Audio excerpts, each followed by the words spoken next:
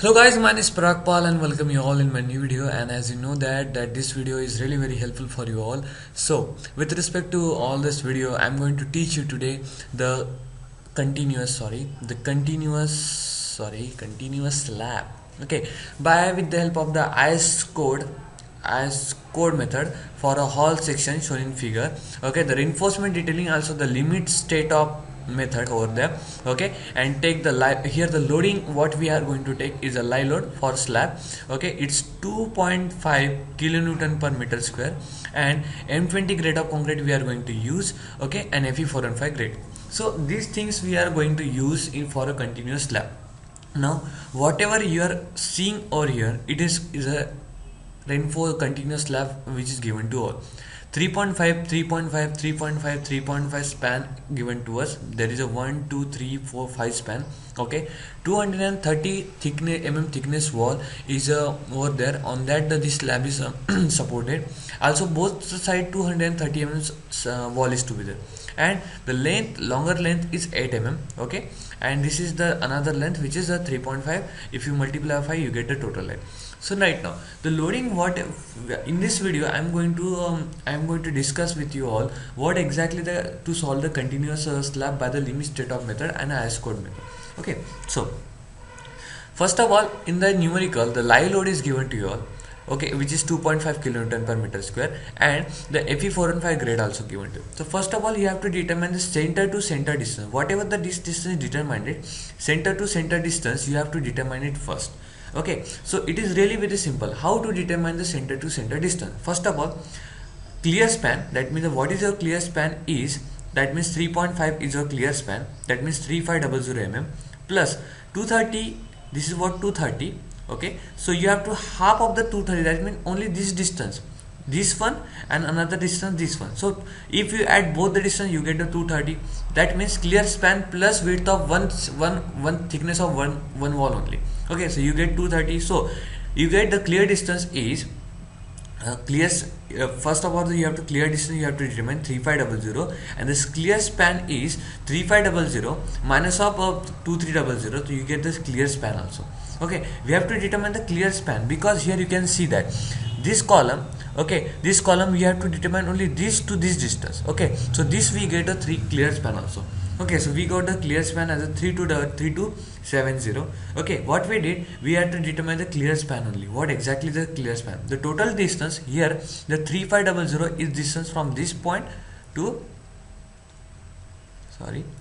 from this point to this point. Okay, so up to this point the clear span is given to you all. Okay, so we have to use all this value. Okay, and with respect to that we have to solve the numerical. Now we have clear span because they in 3.5 is the distance from this point to this point. Okay, the total distance given to you all. From that, if they just given to the distance between the column, between the wall to wall, the distance given to you all, then and only then what we have to do, the distance plus the width of the one wall. Okay, so then we get the clear span. These are the two steps from which you can get the clear span. This is what are step number 1. With respect to the step number 1, you can simply calculate your all calculation. Okay, in step number 1 what we determine the clear span. Okay, and which is really very important. Now we are going for the next step. Okay, let's start. Okay, this is what the next step. Actually this is what written by me, and I solve all the numerical, and because of the less amount of time I'm going to write all in my one page, and I just make the PDF by cam scan and just upload it. Okay, now our step number 2 is nothing but assumption of depth from the deflection criteria. Okay, how you can determine the deflection criteria? In my each and every slab video, the next step is, second number step is this one, where you have to first determine the assumption for depth. What is the deflection criteria? That means from the slab depth ratio. Okay, this ratio is called as the slab depth ratio. You can see here. Okay, slab depth ratio is given by L into basic value multiplied by modification factor. For the modification factor of the continuous slab, we assume as a 1.5, and basic value we take 26 for continuous slab. Put all the value, you get the D. After that, we have to determine the capital, that means total depth. Total depth is nothing but small d plus clear core plus what is the bar we are going to use divided by 2. So we are going to use the 8 mm bar, so 8 mm divided by 2 plus clear core for a slab is 15 plus depth we got 89.74, so we got 108.74. We round up it and we get the 120. Okay, after that in 120 we have to minus the clear core and minus the bar, so we get the 101 mm. After that we get the effective depth and we got the total depth. Then we go for the calculation of the effective span, where effective span calculation is really very important, in which you have to determine for what is a BS. BS means the width of the, that is this is the width. Okay, this is what exactly, sorry, what your thickness of the wall, which is 230 mm, that called as a BS. Okay, this BS is nothing but the width of, sorry, width of wall. Okay, so width of wall we get. After that it is nothing but given by half into cross CS. Okay, what is the clear span? Okay, so we get the clear span, that means we get the 275 BS equals to. Okay, so then that means BS and this ratio we have to compare. That means BS we have this one, and the half into the 1/12 into clear span we have to take another ratio, and we have to compare this ratio. When the BS is less than half of clear span, hence effective span is, we are getting different manner. Okay, so these are the steps. When this condition satisfied, we have to follow this step. When L equals to clear span plus D, L equals to clear span of the support, that means C, clear span plus BS. Okay, and L is the smaller value of 2, and we have to take the smaller value between of 2. That means there is a 2 value. Okay, if this condition satisfied, then we have to take L equals to clear span plus depth, or center to center distance of support, which is nothing but clear span plus BS. Okay, that means width of the wall plus clear. So we get all, we know this value. Okay, we have to determine this value. Okay, obviously this value, that means effective depth, is have to come in a lesser value, so we have to take this value for our effective length. So now we got the effective length also, convert it into mm meter.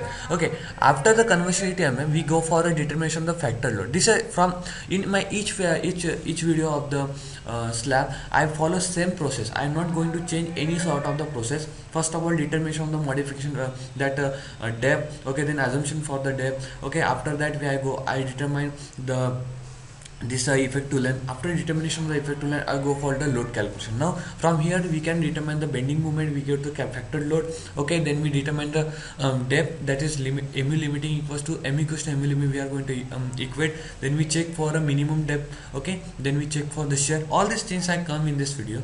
Okay, and I'm not going to make the part in this video because I already make the PDF file, so this is all in one video. Okay, so now here the calculation for the load factor. From this, our load calculations is from here.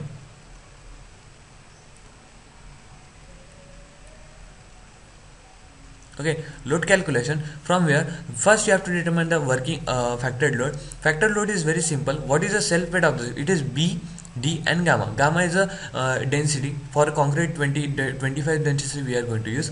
1 is a B and 0.12 is our depth. That means our what is the depth? 120 mm we assume.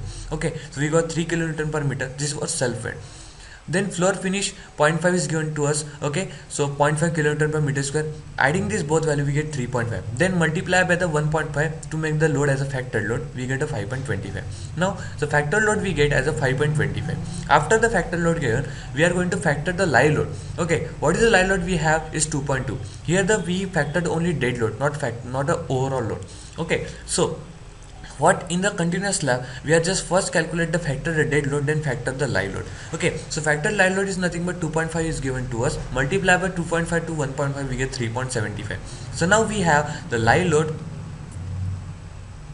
Okay, and this is what the dead load.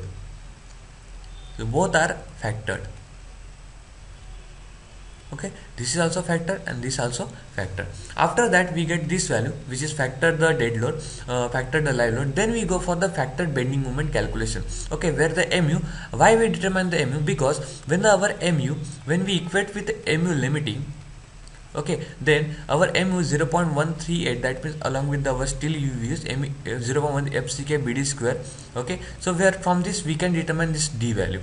Okay, and this d value, and what we first calculated depth, we are going to equate this value. This depth what we are getting, this depth is our design depth. That means for what our design is to be required, but what we already calculate, we are going to compare. If our calculated depth is more than this, then our check depth is safe. If our calculated depth is lesser than this, that means we are going to design for that first depth. Okay, wait, what we get for the assumption of the depth factor, step number 2.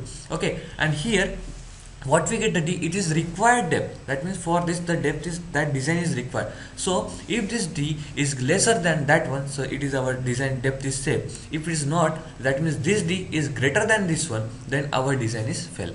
Okay, so we have to restart from again calculation. Okay, now here the what I did, now we are going to determine the mu.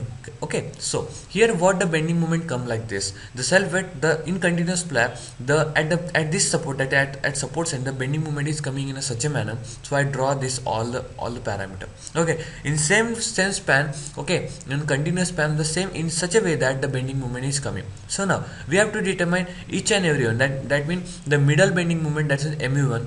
Okay, we have to determine mu2, mu okay, mu3, okay, and mu4. So first mu1 and this mu1 both are going to same.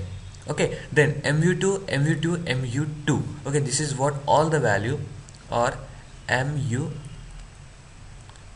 and this is what value, it is mu1, and this is also value mu1. This is what mu3, this is also is a mu3, and this are different, mu4. Okay, so now first we are going to determine mu1. So how we get, this is what 1 by 12 wu into effective length square, okay, plus 1 by 10 into w into L square. Okay, so this is what the value calculation for the determination of the bending moment at this span. Then when we go and we get the value as this one, we know the dead load, we know the effective length. Okay, so dead load we already calculated at the upstairs, we can go there. Okay, this is 5.25.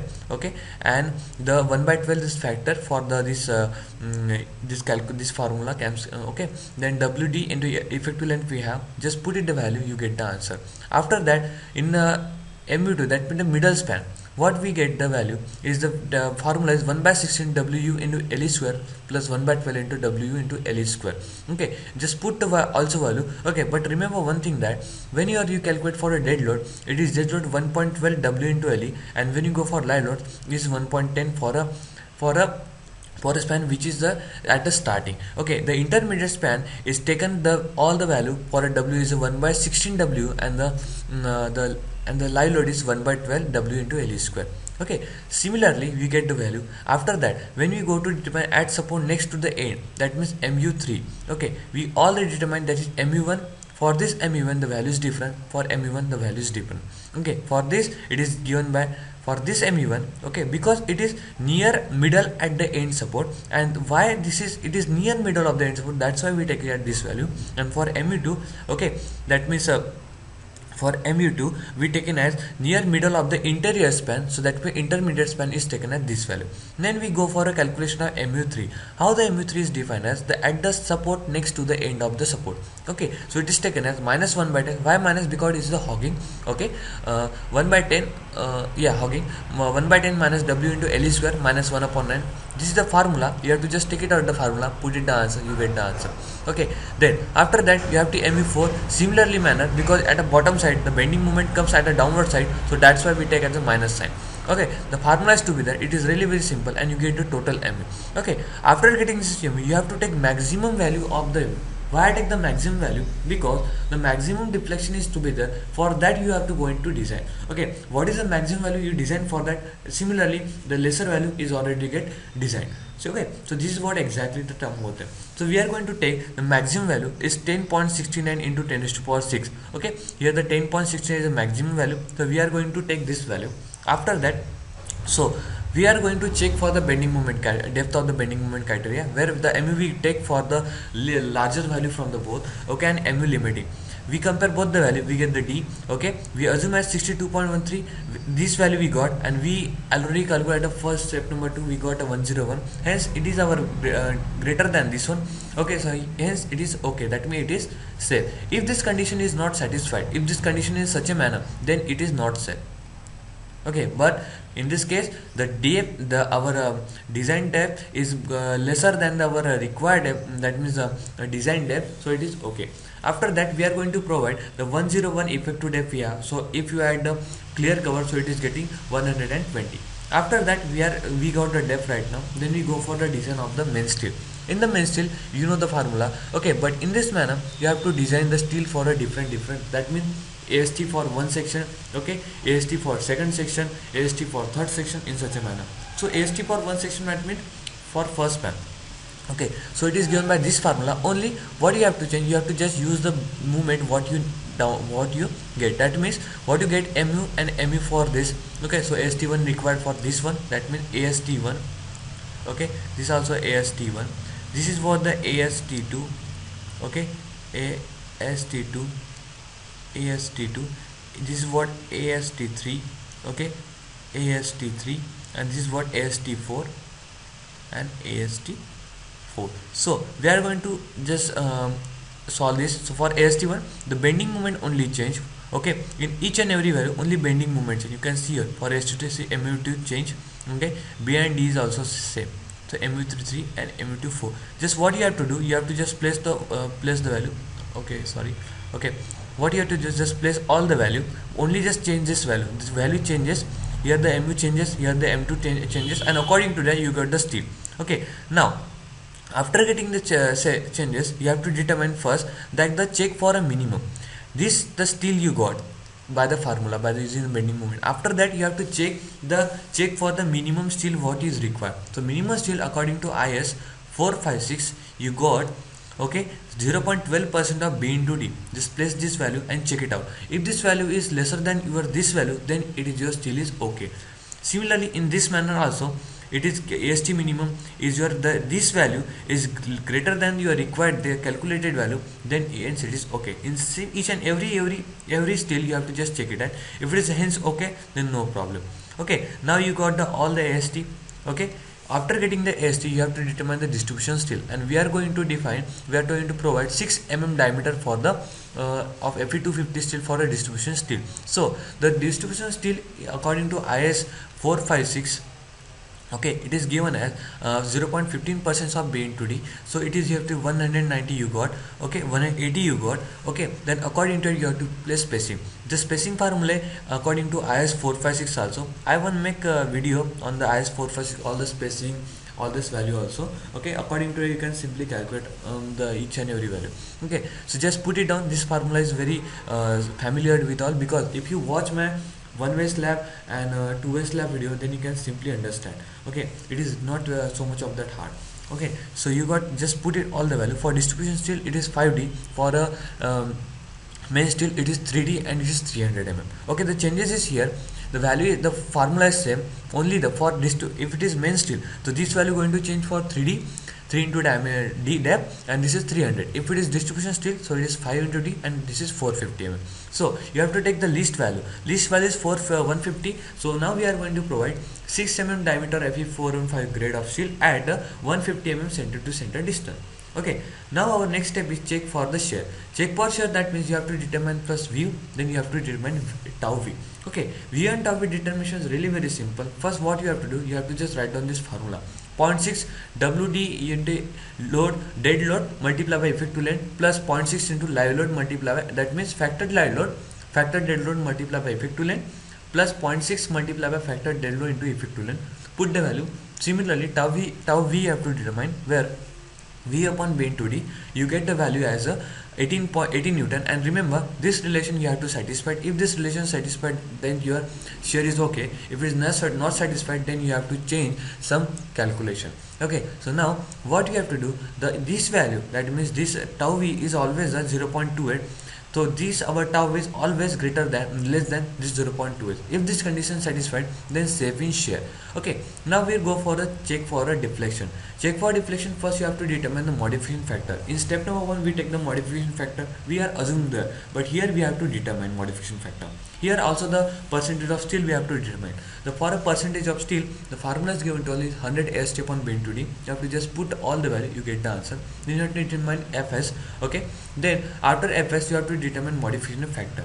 Then this is what the first step, this is what the A for the determination of the modification factor. After that you have to check the L by D actual and L by D permissible ratio.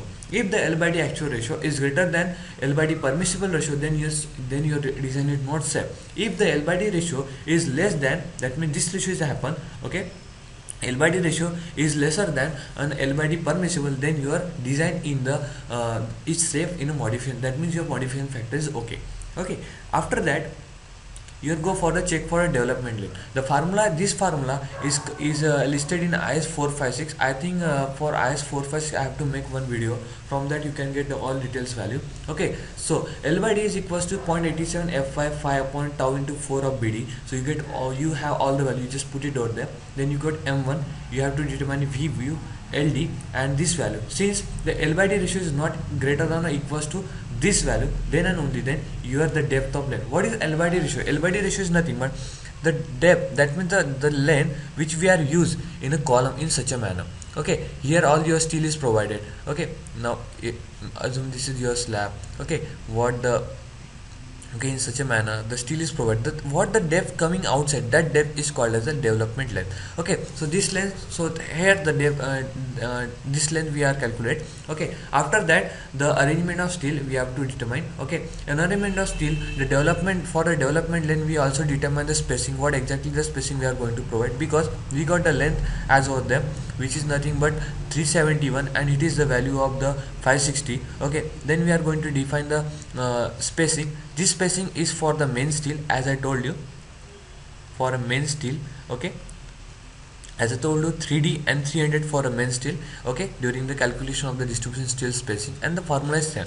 Then you have to take also list value, where we getting this value, so we have to determine spacing for each and every one. Now AST1 if you use, so according to AST1 you got the spacing for the this, that means this our span. Okay, you just find out there likewise, right? Okay, this is what your AST1. Okay, this is what AST1, this is what AST2, this is what AST2. Okay, this is what AST3, AST3, this is what AST. I think one more span over there. Okay, so according to that you have to use each and every one AST. Okay, and with respect to that you get the spacing for each and every one. Now here the you have to take least spacing from both of three. You get 180 over there. Here the 250, 240 you got here. For ST3 you got 75.6 and for the ST4 you got 74.12. Remember the spacing we got in a foundation is less than, that means the beam is less than of the what is provided in a slab always. So this is what one sort of change. And with respect to your, now compare over there, you got the spacing. Okay, after that, after getting the spacing, when you don't have the, right now you have AST. Okay, and you have the spacing. Now with respect to that you have to determine the diameter of which diameter you are going to provide it. So here the spacing is 360 you got. Okay, the maximum spacing is over there. Okay, 360 is a maximum spacing. You compare the maximum spacing equals to pi by diameter square multiplied 1000 upon this ST. Okay, you get 8 value. Or elsewhere the another step is that for determination of the steel number of bar. Okay, what you have to do, you have to determine the AST equals to n multiplied by pi by 4, n multiplied by pi by 4 into diameter square. You just put this value, that is 75.6. what you wanted to provide, the 10 bars multiplied by pi by 4 into diameter square, so you get the diameter. If you wanted to provide 8 bar, okay, instead of 10 you also get the diameter. So this is another technique with respect to, you can differentiate, you can calculate the number of bar, diameter of bar, or if you know the diameter of bar you can determine the number of bar. Okay, after that is a reinforcement detailing. Okay, the reinforcement detailing really one of the important parameter in the RCC, because these things are important during the construction of the slab. So here what the reinforcement detailing, this is what the masonry wall. Okay, wall. Okay, this is also the wall. Okay, and this is also the wall. Here the it is what depth of the 230. Okay, here what the continuous slab, where this is what this is what the distribution steel. Okay, this goals, this circles, so you find out always these circles are as a distribution steel. This is what the extra 8 mm bent up bar. what we are the this is what the main steel we are going to provide it. Okay, this is what the alternate bent up bar we are to go in. This is alternate bent up, that means it is a main bar. Indirectly I am going to tell you distribution steel is nothing but we calculated, and the main bar what we calculate is called as a what the steel, main bar. Okay, so always the alternate n bar for each and every one. Whatever you calculate for AST in a slab, the main bar is provided as an alternate bar, and the different and this distributed bar we are provided as a 8 mm bar also. Okay, sorry, 6 mm bar. Okay, so in our this numerical we are going to provide it the 6 mm as a 6 mm bar at a 150 mm distribution steel center as a distribution bar, and the 8 mm bar as alternate bar for the distance of the for the spacing of for each span is different. Okay, now here the development rate what we calculate also given to you all in this diagrammatical representation. I given all the values 0.2 into 1, 0.2 into that is what exactly the difference distance from the center of the center of the wall. Okay, what you have to provide is given by 0.2 into 1. Okay, so in the diagrammatical representation I given to all. In the intermediate span you have to provide it 0.2 into L distance from the center of the wall to the bent up plane, or in the support, that means the edge support, you have to provide a 0.15 L from the center to the bent up plane. Okay, so this is all what exactly the value I calculated. Okay, and in respect to it, this with in such a manner you have to give you have to submit your the reinforcement detailing, and this is really very easy numerical. The steps are really simple. Okay, and you can simply calculate. Guys, I wanted to talk with you something like, if you not yet subscribe my channel, please subscribe. Okay, and please like my video. Okay, and visit over there www.civil, you can see your civilnotes.com. okay, this is my website. Go here. Okay, and watch new things, learn new things, and have a nice day. Bye bye. Thank you for watching my tutorial, and have